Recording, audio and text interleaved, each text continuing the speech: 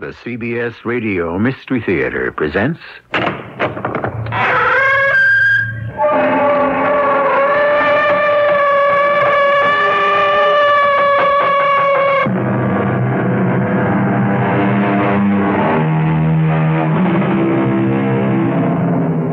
Come in.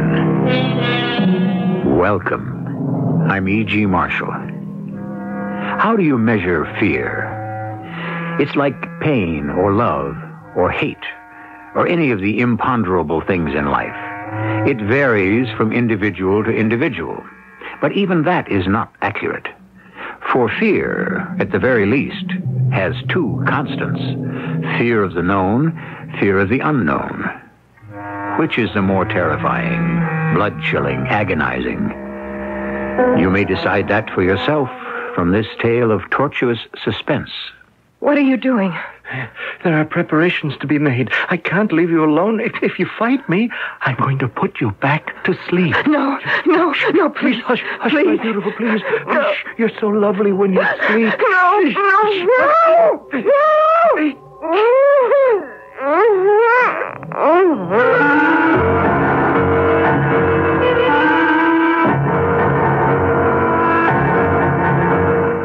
Our mystery drama, Sheer Terror, was written especially for the Mystery Theater by Ian Martin and stars Teri Keane and Larry Haines. I'll be back shortly with Act One.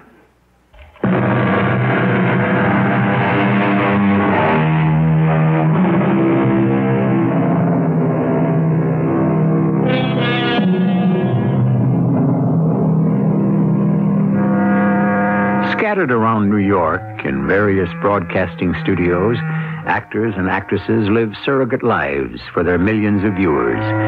The TV daytime serial, 5 days a week, is a central point in the average housewife's life.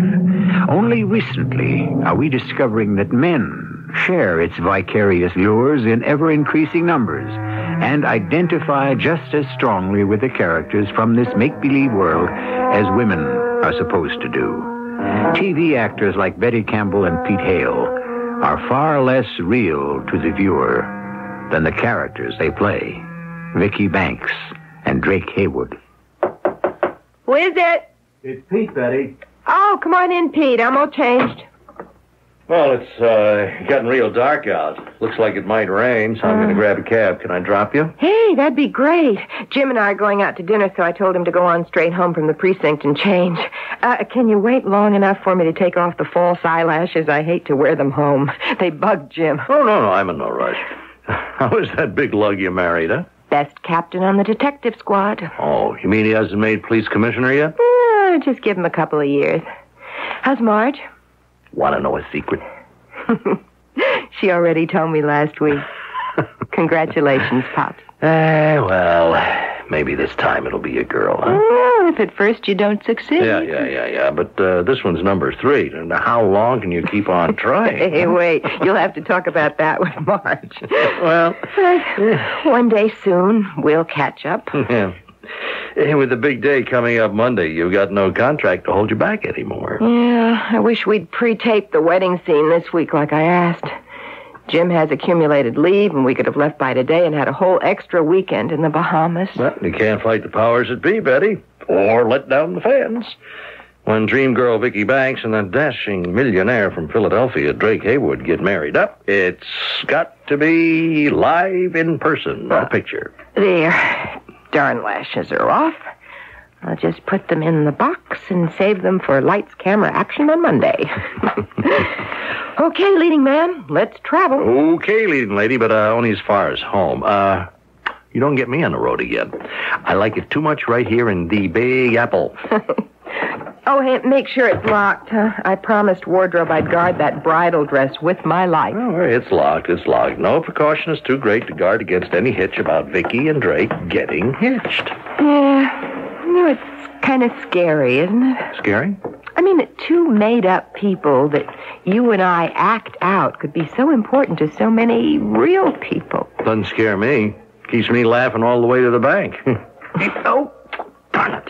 What's wrong? I left my wallet upstairs in the dressing room. Hey, can you wait till I run up and get it? I'll do better than that. You go fetch it, and I'll go outside and round up a cab. I won't be more than a minute.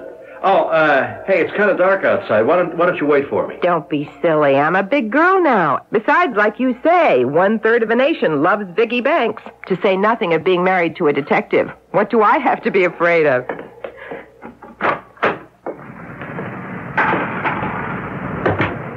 Vicky? Vicky? Oh. You mean me? Yes. Vicky, don't be afraid, Vicky. I'm not going to hurt you. No, but you are. And that smell, It's only chloroform to put you to sleep. Don't worry, my beloved. Don't worry. I love you. I love you. No, Vicky. no, Love please, you. don't. Don't worry, my dear. You're so small and helpless and so desirable. I can lift you into my car as easily as I can carry you across the last threshold.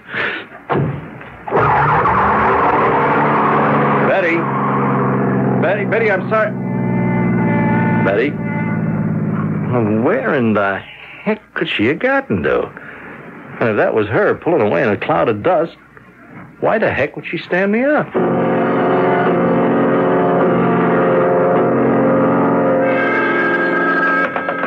Hi, darling. Oh, not unless I've misjudged our friendship up to now. It's Pete, Jim. Oh, Pete, I'm sorry. I've been expecting Betty home, so I thought it must be a call from her. You still at the studio? No, I just got home. I had an uneasy hunch that I ought to give you a ring. Oh, how come? Oh, Jim. Look, Jim, I'm not trying to cry wolf or anything, but about an hour ago, when Betty and I were leaving the studio, this thing sort of happened. What sort of thing? Well, Betty and I were going to take a cab together, and I had to run back for my wallet. She said she'd go outside and flag down a hack and wait for me. All right, come on, Pete. What are you trying to say? Well, he said, that's when the whole trouble started, Jim. I mean, I don't exactly know. Well, when I came down and went charging outside, Betty was gone. What do you mean, gone? Well, you know how the block is. The studio's in the middle, so you could look either way to see someone hailing a cab. Well, not exactly. It's a one-way street. Yeah, but I mean, if you walk either way to one of the avenues... Now, never mind all the evasions, Pete. We're not kidding here anymore. I'd be a pretty lousy detective if I couldn't read concern in your voice. Now, what are you worried about? I give you my word that it wasn't 2 minutes before I came downstairs from the dressing room and went outside. When I got there, Bets was gone. The street was empty? Well, that time of night, yeah. Except for some kid burning his tires getting away up the block. Some kid, huh? Or maybe some guy just plain abducting my wife, Betty. Yeah, but what for? For money. Like any kidnapping.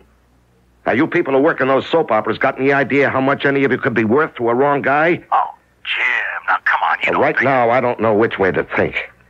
Just get off my line, Pete, and let me get some pros to help check this gig out.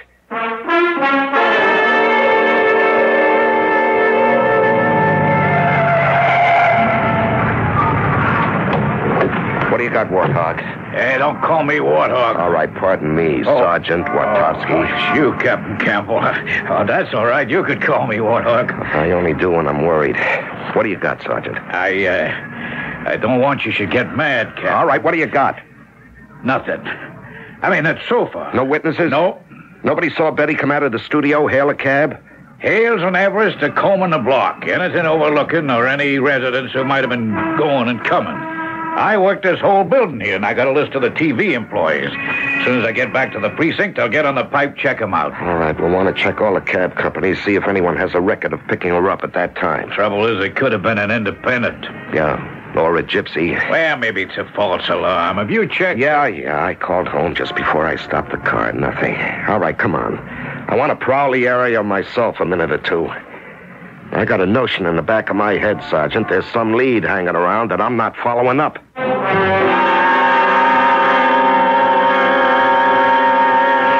You awake, my darling? Yes. Where am I? No, where you're safe. Always and forever. Who are you? Don't you know? Why am I tied up like this? Because you're not ready for the truth yet. Because I can't trust you all the way till the final truth. Please, please let me go. Untie me. Oh, I wish I could. I wish. Why can't you? Well, it isn't the moment for you to understand. I have to go now. Where? Well, there's so many preparations to be made and so little time. If you want me to untie you, I could put you to sleep again with the chloroform. No. I'd rather be tied. Are you arguing with me? I'm only telling you not to use that awful stuff again. Don't ever say no to me, or don't. I didn't say no or don't, or I didn't mean to. Good. Now, please, you must never cross me. That's when I start to get violent. I don't mean to. It just happens. You see? You didn't answer. I didn't know how to. What is it? What do you want? Is it money? Money? You can have all you want. I mean, all I have. All you have? If I could just make a phone call. No, Vicky, no. Why do you keep calling me Vicky? That is not my... Yes, that is your name. It's not my real name. My name is Betty. Don't contradict me. I warned you. I can't stand to be contradicted. What are you doing? I told you. There are preparations to be made, and I can't leave you alone if you're going to fight me.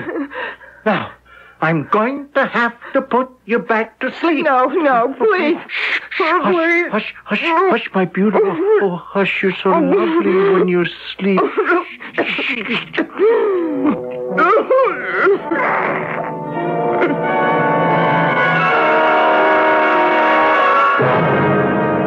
Any luck, Captain? No. All we have is an approximate time, 6:18 p.m. Did Everett or Kelly turn up anything? Why, no, they're still working a block for eyewitnesses. But, I did. What? Well, see, I figured your Betty's a nice, active little woman. Now, how easy would it be to hustle her into a cab that fast? Are you trying to tell me she just got into a cab by herself and took off from nowhere? Oh, no, sir. All right, then what? Then I found this. It's, a rag for cleaning like. My old lady calls it cheesecloth. That's just what it is. Only it's been soaked in something and... It's chloroform or ether or something like that. Yeah, you said it. Now, where'd you find this? Well, in the corner of those 2 steps from the door right out of the building. It caught my eye like somebody, threw it away in a hurry. Yeah. Right here, where Betty came out. Now, let's see. Would have had a car running by the curb, right where that street light is out. They take her from behind, out of the shadows, smother any cry for help, and by the time they got her in the car, she'd be out. Sure looks like a snatch, all right. What are you going to do, Captain? I'm going to get back to my apartment and wait for him to make the contact. Now, you call off the boys, and everybody sit tight till you hear from me. Call them off? Why'd you just let the department go ahead? No, this is my wife. I'm not taking any chances on her life till I know what these guys, or whoever it is, want with her. Well, I don't mean to speak out of turn, Captain, but don't you take more of a chance if you stop giving us any chance to trace her? No. But you always said, Captain, there's no way to trust a kidnapper. The only thing... Maybe I'm learning a lesson. It's always been someone else before. Well, this time the victim happens to be my wife. I'm going to go home and sit by that phone.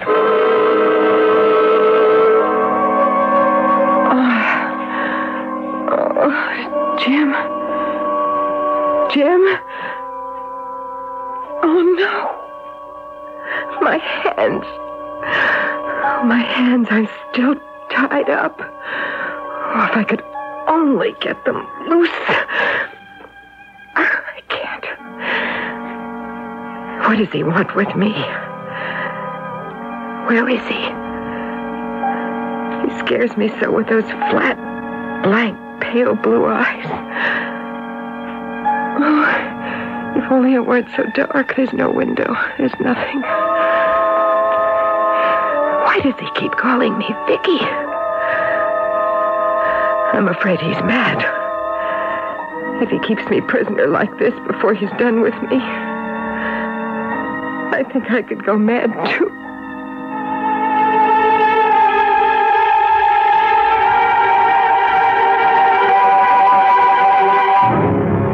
The seeds of terror are sown. What does the man with the pale blue eyes want of Betty? Or, as he insists on calling her, Vicky? Is this a kidnapping of a girl named Betty Campbell? Or is it a deeper horror, an abduction by someone who lives in a fantasy world and has stolen a girl named Vicky Banks from a world as fantasized as his own? I shall return shortly with Act Two.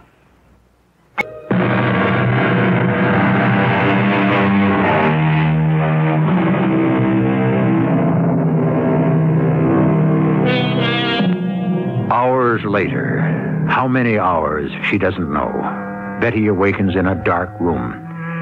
In the half-world between drugged sleep and the return of awareness, she lies supine on the hard bed. Then the cords tying her wrists and pulling tight across her ankles bring the terror flooding back. Her eyes are open, but her world is still dark.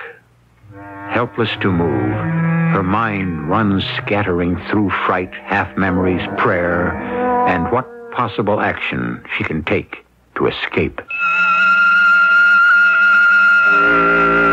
I have no idea where I am. Only a vague memory of this room I'm locked into. Empty. No rug, no window, just the door. And when he comes back through it,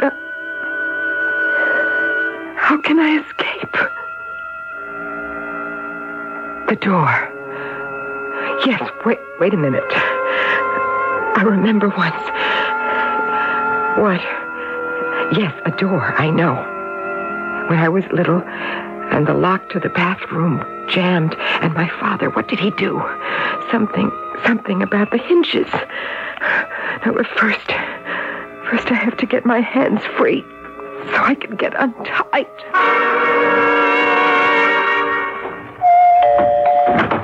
Yep. Oh, it's you, Sergeant. Okay to come in, sir. You got any news? No.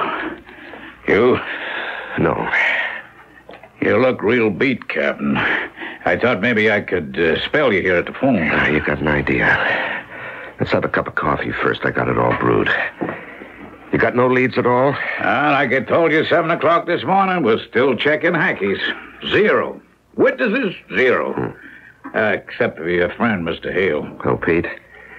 No, all he saw was some car hightailing it out of there. He figured it was some wheel-crazy kid. There's nothing to go on there. Here's your coffee. Hey, thanks. Why doesn't the guy call? What guy? Whoever abducted her. Just let him call. He can have anything he wants, just so I get her back. Oh, you'll get her back, Chief. We'll get her back for you. Only, Captain. What? How's about opening it up instead of sitting on it? Give it to the press, radio, TV. Get it in the headlines. Spread it wide enough so this guy can know what he's up against. What do you mean what he's up against? That he didn't snatch no ordinary dame. He knows that. Oh, he could know she's a TV star and like that. But does he know that she's married to a cop? Well, what difference does that make? You ain't thinking straight. What, do you think a policeman has any more rights or clout than an ordinary citizen? Maybe not where a kidnapping is concerned. Well, then what are you talking about? You ever stop to consider maybe this ain't no ordinary snatch? What? Look at the time, Captain, huh? 5:30. Right. That means Mrs. Campbell's been gone pretty near 24 hours. Now, how come there's been no contact yet? Well, maybe he thinks it's safer by mail. Hey, it's a weekend coming up. He ain't going to allow that much time to pass. And here's another thing. I don't know how much money someone like Mrs. Campbell makes in daytime TV, but it's hard to figure it's all that heavy bread. Now, what are you getting at? That there's 2 other possibilities. You must have thought of them. You mean someone like Ferrara or Big Charlie might want to get back at me because I busted them and had them sent up? Yeah. Well, I thought of that. I had their files pulled. They're still doing time. Well, there were others who promised they'd get you as soon as they got out. Yeah, I know. I'm having the precinct check them out right now. You don't have to, Captain. That's where I've been all day. I dug them all up. Mad Dog Perrine, Charlie Deadbeat, Jimmy Valdez. They're clean. At least as far as this is concerned. So, that leaves the last possibility. Yeah. And that's something I don't like to face. I don't blame you, boss. There's no way to put your finger on a kook. You don't think this could have been a psycho? You don't have to ask me that, Captain. You know that's what's in your mind. Well, why, Betty? Why? When it comes to psychos, count me out. You're the one with the brains, Captain. If I face it, it doesn't take much brains. Now, Betty's highly visible in that serial. Millions of people know her. Now, what would he want with her? We gotta get a lead on this bird somehow. A picture, a description, something. If we only had a witness. You know, it's crazy. A New York street that time of night, somebody... Now, wait a minute. The bag lady. The what? Remember I told you there was something in the back of my mind, something missing from the street? It was the bag lady. You mean one of them old dames who hangs around with shopping bags and picks through trash? Yeah, that's right. You know, every time I've picked Betty up from the studio, she's been sitting there. She hangs out in the corner under the steps between the last brownstone and the new building. They're sad old things, but they have to have someplace they feel safe from whatever haunts them. It takes one heck of a jolt to uproot them. Well, I saw her the day before Betty disappeared. Why was she missing the next night? Hey, you think she might have seen something? Well, it's a chance. Set a psycho to catch a psycho, huh? Yeah. Hey, maybe you got something, Captain. Now, how do we find her? Well, I'm going to have someone here to cover the phone and get out on this myself. Now, you, me, and everyone the precinct can spare are going to drag that area until we do. I only hope we can find her. And if we do, that she saw something, and if she did, she can remember what it was.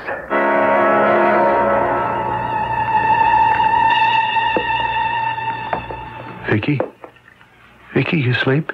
Oh. I bought you something to eat. Here, we get some soup and some Chinese food. Do you like Chinese food? Hmm? I couldn't remember. Do you like Chinese food? Oh, of course. Silly of me. The gag, we must take that off. But you must promise not to scream. Please, that upsets me. I don't like to have you scream. It makes me feel... Well, it's funny because I'm very gentle.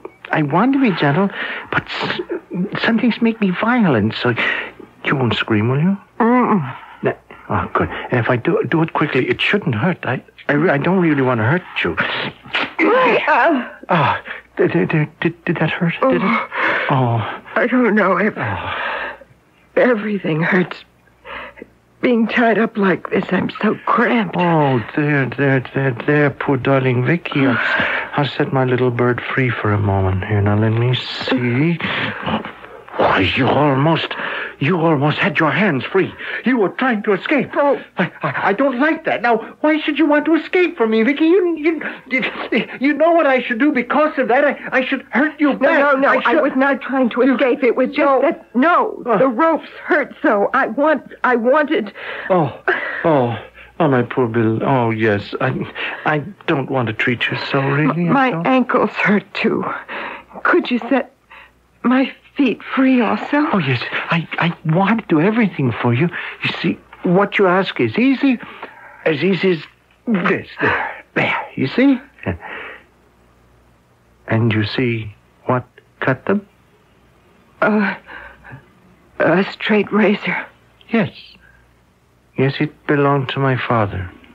You know, he cut my mother's throat with this. And he left me alone. I thought I was always going to be alone until... Do you want to have something to eat, huh?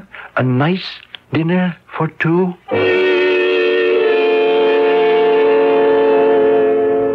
Hey, well, did you like our first dinner together, Vicky? I was hungry. And stop calling me Vicky. Don't tell me what to do. Now, don't ever tell me what to do. I'm sorry. It's just... It is not my real name. But of course it is. Now, haven't I known you for nearly 3 years? I've watched you grow up and flower into a lovely woman, just like... Your name is Vicky Banks, and I love you. But it isn't really. That's just a part I play on a show. Do you remember when Tommy Prince was in love with you, and you were kind because he lost an arm. So kind that you might have married him if he hadn't died in that car crash. Tommy, yes. But you see, that was just a made-up story. I knew then that at last there was somewhere I had a chance. What do you mean, a chance? A chance to be loved, to be accepted. See, I knew that you were a girl who wouldn't care about what was the matter with me. that you would take me just like I am. And that's when I knew that someday we were going to be married. That you would marry me, Sid Prout. That you would be my wife. But, Sid, I can't marry you. Why not? Because I'm already married. Oh, no, you're not. Mm-mm. You don't marry Drake Haywood till the day after tomorrow, Vicky. Drake Haywood? Mm-hmm. Drake Haywood is just a made-up character like Vicky Banks. We are not real. Drake's real name is really Pete Hale. He has a wife and 3 children and a 4th on the way. And my real name is Betty Campbell, and I'm married to a police detective called Jim. You're lies. All lies. You are Vicky Banks, and nobody is going to have you but me. Now, it's all arranged because I arranged it. I just have to finish the preparations, and Monday, you and me will be married. Vicky Banks and Sid Prout. And then we'll consummate our marriage.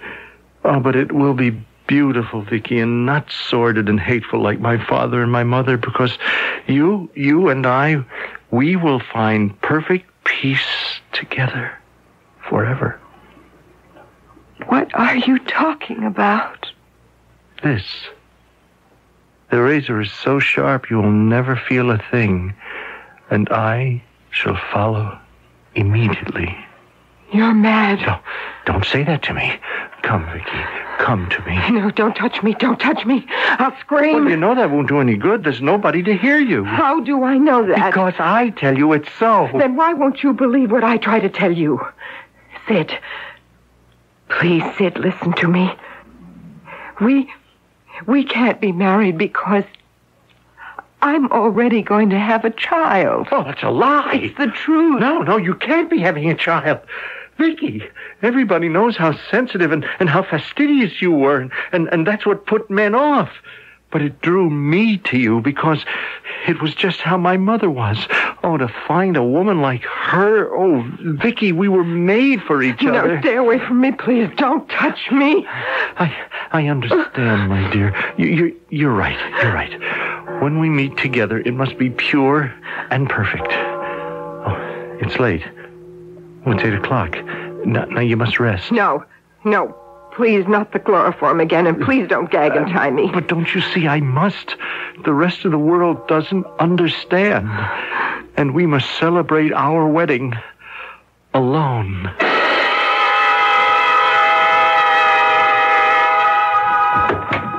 Oh. Hi, Jim. Pete, no calls? No, nothing except the precinct and, And what? Well, a couple of reporters. They seem to have gotten wind that something's up. Oh, brother, that's all we need. You haven't turned up anything? No. What kind of a detective am I? Can't even find my own wife. She's in terrible danger, Pete. I know it. I can sense it. Now, what am I going to do? What am I going to do?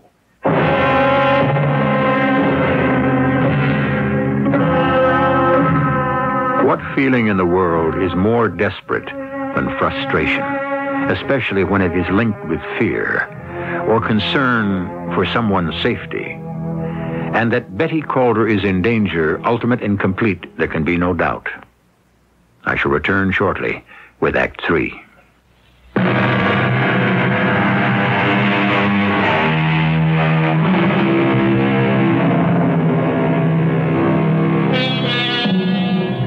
When I suggested at the beginning of this tale the subject, fear of the unknown, I didn't mean to mislead you. I meant the special terror, the thinking of a twisted mind that defies any rationale. The situation Betty is facing, alone and convinced that time is running out. She can only rely on herself to escape death. She is awakened now in the dark prison of her room, with no idea if it is day or night. For an interminable period of time, she has lain, listening, trying to determine if she is alone. At last, she has decided she is, and decides to use her last weapon, for she has not been gagged. Help!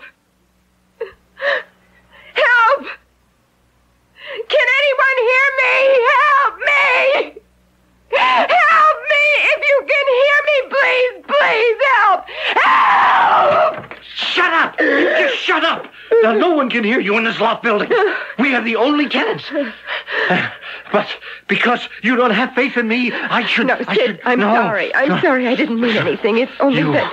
Please, I woke up, you see, in the dark, and I was all bound like this from a terrible dream, and I was scared and alone, and I was so afraid. Oh, yes, of course you were, Vicky. Dear, I'm sorry. I'm sorry. You don't... I know how terrible this is for you, but I don't want to have you tied. It's only that... Oh, I just can't lose you. Not now when we're so close to the moment of truth. Then can't I be untied? Well, now. Now you can. Now? You're going to let me go? Let you go? Oh, never. But now I don't have to worry about losing you. Why? Because I have a guardian angel for you.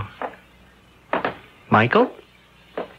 Meet Vicky. No, boy. No, friend. What is he?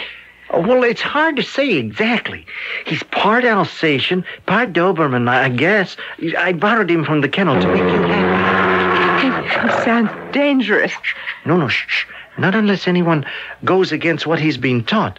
Oh, he's beautifully trained. Look. Sit. Lie. Stay.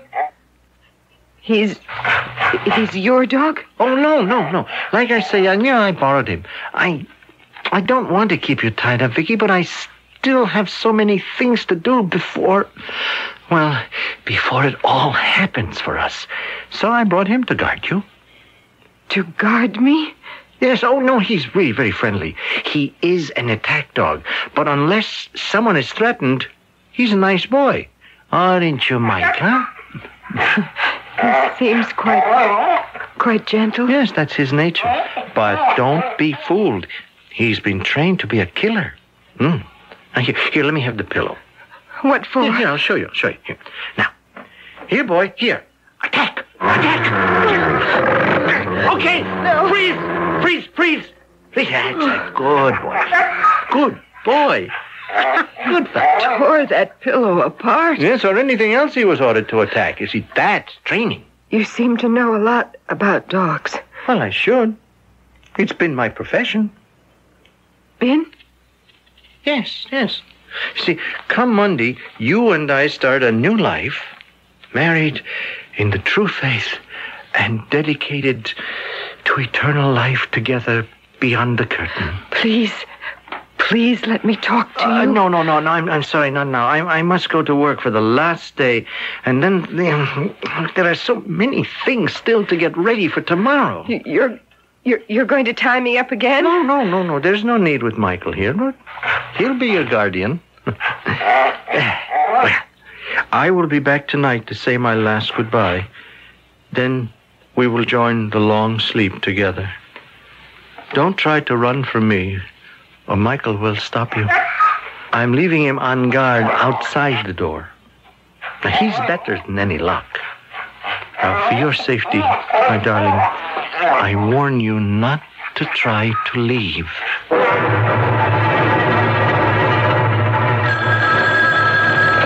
Captain Campbell, 83rd Precinct. It's the old Warthog, Captain. I think we got your bag, lady. Where are you? On the south side of the Bible building, just off Broadway to the west. Okay, I'll be right there. Great, and, Captain, Yeah, what? why don't you bring us all some coffee, huh? Amanda likes hers half and half.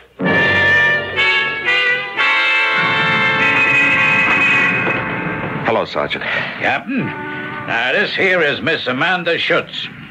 What are you on, ferries, tugs, Hudson River line? I told you, Amanda, he's a cop, just like me. Another one. I don't like cops. We only want to ask you some questions, Miss Schutz. That's why I don't like you guys. And don't call me Miss Schutz. Isn't that your name? It is. Just say Amanda. All right, Amanda, I need your help. Then do I get left alone? I hope so. Well, first off, I brought us all some coffee. Got any half and half? Yeah, I sure do. Just like Sergeant Watowski told me. In that case, maybe I'll answer. Give me the coffee first. Okay, here you are, madam. Miss. I'm sorry, miss. Here you are, what? Oh, thanks, boss. Hey, That's good, Java. Now, what else can I tell you I ain't already told this lug? What did she tell you, what? Your hunch was right, boss. She seen this guy drive up and park. She seen him there before, hanging around. She saw the missus come out Friday night, and this guy hustles her into the wagon and took off. Did you get the license plate number? I don't see good. I got glasses, but they're not my prescription. I found them in a trash can. All right, what kind of car was it? The best she remembers is it was a station wagon. A station wagon, that's just great. Oh, there's something more. She said that had bars, like, in the back. Bars? What kind of bars? Like you got in some patrol cars. That's why I took off. I got enough trouble with cops. What about the man who hustled my wife into the car? Was there anything special about him? Like I said, I don't see so good. Yeah, that is good coffee. Oh, yeah, he had a limp like, with one of them shoes all built up like a, what do you call it, a... Clubfoot? Yeah, I guess. Hey, you got any more Java? Wart. Yeah, Captain. I think maybe the balloon just went up. What do you mean? A station wagon with bars, like you put up for a dog, huh? Chloroform. Now, that's not so easy to get hold of unless you work around a clinic or a lab. So, how about a vet? Well, I don't get you. A veterinarian. Now, he'd have it right on the shelf, and he'd have a car like that, too. Get the gas and turn on the squealer. Sure. Where to, Cap? The precinct house. Round up a dragnet. We're going to cover every vet in this city.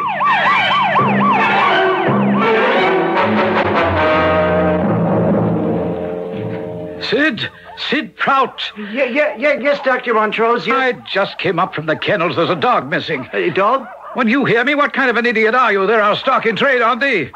The Stewart's dog, the one that Prowler knifed. He's not in his run. He's not? Are you listening to me? Now, that's a valuable dog that Joe Stewart invested a long time training, and he'll be here tomorrow to pick him up. What happened to him? Oh, excuse me, Dr. Montrose. I've got to go. I have an appointment. Well, wait a minute, you clumsy idiot. I'm talking to you. Sid, you come back here. I want to know... Oh, now, who in heaven's name could that be on a Sunday afternoon? Yes? Captain Campbell and Sergeant Watowski, 83rd Precinct. Here's our IDs. Oh, all right. What do you want? It ain't him, Captain. He walks all right. Just a minute. Do you own a station wagon with bars or wire netting in the back, Dr. Montrose? Oh, yes. Does anyone else drive it but you? Matter of fact, I very seldom drive it. My assistant does that. Your assistant? Well, that's rather a grandiose title. Sid Prout feeds the dogs, delivers them sometimes, or picks up strays. Does this assistant of yours have a clubfoot? Yes, he does. I want to talk to him. Oh, very well. If he's still here, he went down towards the kennel. Wait, that's my car now. And that's Sid driving. I don't know what he's doing. Come on, Ward, follow him. And don't you lose him, or so help me, I'll break your neck. If I wait any longer, he'll be back. I've got to take the chance. It's now or never. I've never been afraid of dogs before. Yes. That's the secret. I mustn't let him know I'm afraid of him. Okay, Betty. If you ever thought you were an actress, this had better be your best performance. Hey, Mike, that's all right. Nothing to worry about. Come on, you and I are just going to take a nice little walk. Hup. Yeah, see? That's a good boy. Come on. You want to take me for a walk? Heel, boy. Heel. Oh, God, thank you. Maybe I'm going to make it. All right, fella? Huh? Friends? Let's you and me get out of here. Sid, put down the razor. Oh, no. Now, somehow you betrayed us. You sent the police on us, Vicky, and we can't be married anymore. Sid, I didn't. I did not. To me. You lied. You spoiled it all. I had it arranged. Your wedding dress. I read your size in a magazine, and it was all finished for me to pick up tonight. And it was going to be so beautiful, but you spoiled it. Keep away from me. No, never. It's too late for us to be married, Vicky, but we can still be together. One quick stroke across your throat, my beloved, and then a second across mine, and I'll follow you, and we're together for all eternity. No, Sid. There is no way you can stop me. No. Oh, Vicky. Michael, if you are my guardian angel, attack. No, attack. Attack. No, let go. Let down, boy, down. Okay, please. No, you don't have to worry. You don't have to worry. Mike's taking care of him. Oh, Jim. Jim, I've been so scared. All right. It's over, darling. It's all over.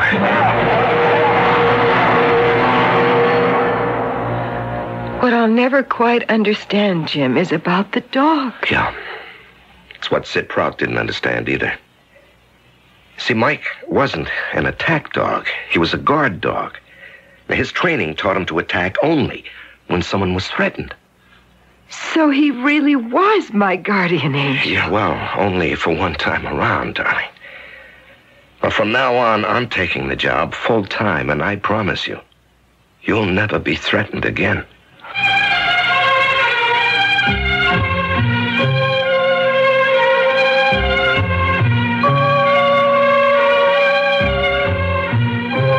And as Betty Campbell, she has never been threatened again.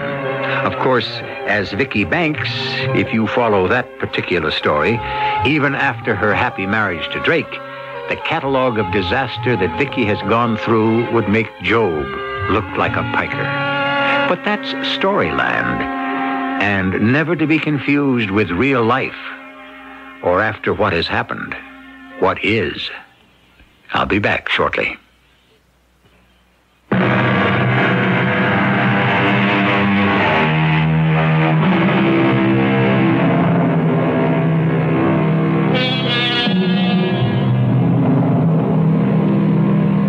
Shakespeare said, "Tell me, where is fancy bred? Or in the heart, or in the head?" What wild fancies swarmed in Sid Prout's tortured brain, and how fortunate that in this case, no one was the victim. Let's not even speculate that someone else, sometime, somewhere, might be the victim of a deranged brain. Take no more thought unto tomorrow. Sufficient unto the day is the evil thereof. Our cast included Teri Keane, Larry Haines, Ian Martin, and Earl Hammond. The entire production was under the direction of Hyman Brown. This is E.G. Marshall inviting you to return to our Mystery Theater for another adventure in the macabre. Until next time, pleasant dreams.